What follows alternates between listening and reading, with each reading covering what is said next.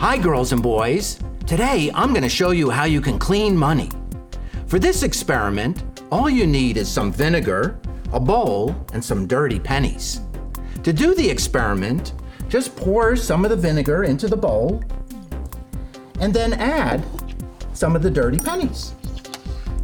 Now, actually, this experiment takes several weeks to work, and I set it up another experiment a while ago, and here are the results. Look at that, clean money.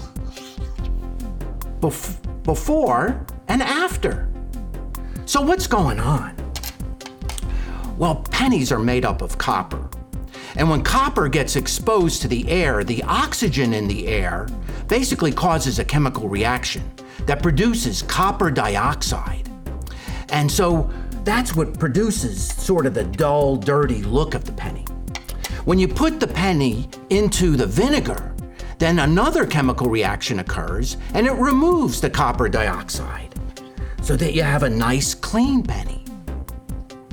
So boys and girls, this is a fun experiment that you can do at home. And if you want to learn more about science, just go to the Abracadabra website.